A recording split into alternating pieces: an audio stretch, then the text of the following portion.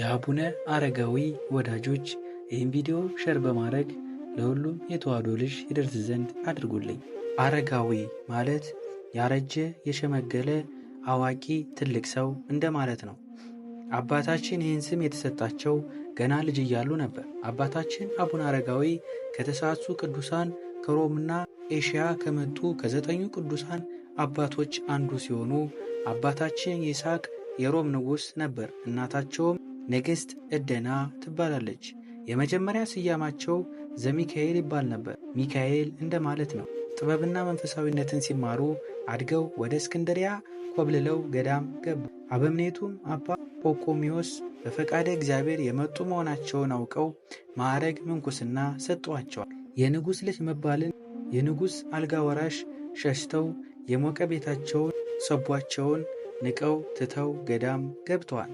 በምንኩስና ተወስነውም አበምኔቱም ወደዚቹ የሕይወት መንገድ ስለመራህ ብፁዕ አረጋዊ መባል ይገባሃል ብለው የበሰለ አስተሳሰባቸውን መሠረት አድርገው ገና አንድ ፍሬ ሕፃን እያሉ አረጋዊ ብለው ጠሯቸው።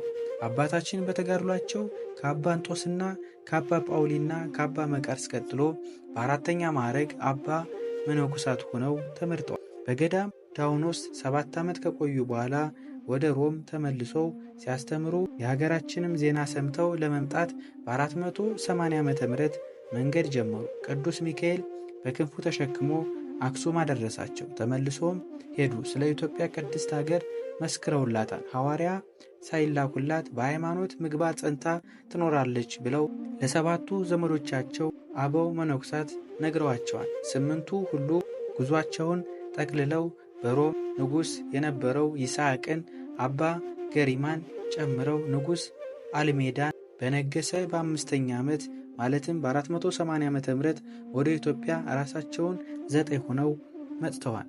ለቅዱሳን መምጣት ዋነኛ ምክንያት ንጉሥ አልሜዳ ያነሳውን የምንንታዊ 2 ባህሪ ትምህርት በመቃወማቸው የደረሰባቸውን የነገሥታት ጫና ለመከላከል ሲሉ ነው።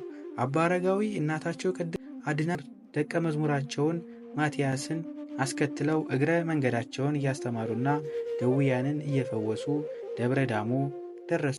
ከእግረ ደብረ ሆነው አሁን ይህ ተራራ በምን ልወጣው እችላለሁ እያሉ ሲያወጡና ሲያወርዱ በንግግሩ ሐሰት የሌለበት አምላካችን በነቢዩ ዳዊት ላይ በመዝሙር 90ና 91 ከቁጥር 11 እስከ 16 ላይ በመንገዱ ሁሉ ይጠብቁ ዘንድ መላእክትንም ስላንተ ያዛቸዋን፣ እግርህም በድንጋይ እንዳትሰነካከል በእጆችህም ያነሷን፣ በተኩላ በእባብ ላይም ትጫማለህ፣ አንበሳውና ዘንዶውንም ትረግጣለህ እንዳለው የታዘዘው ዘንዶ መጥቶ 60 ክንድ የሚያህል ጅራቱን ጠምጥመው ቅዱስ ሚካኤል ሰይፍ እሳት ይዞ እየጠበቃቸው ከተራራው አናት አድርሰዋቸዋል።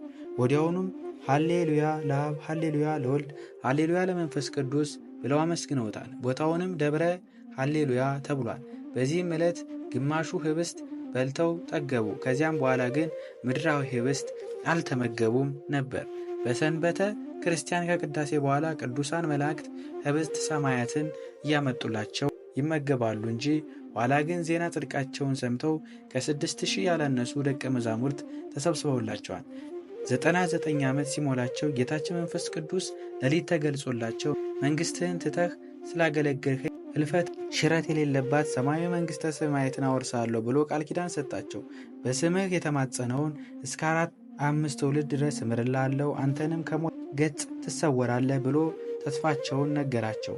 እሳቸውን መነኮሳቱን ሰብስበው ከእንግዲህ በሥጋ አታዩኝም ብለው ነግረዋቸው በአምኔት የገዳሙ አባት ወይም አለቃ ሹመውላቸዋል። ጥቅምት 14 ቀን በዚህ በደብረ ዳሞ ተራራ በስተ ምስራቅ አቅጣጫ እንደ ሄኖክ እንደ ኤልያስ ተሰውረዋል ማለት ነው። በረከታቸው ቃል ኪዳናቸው እና አማላጅነታቸው ከሁላችን ከሕዝበ ክርስቲያኑ ጋር ለዘላለም ጠንቶ ይኑር አሜን።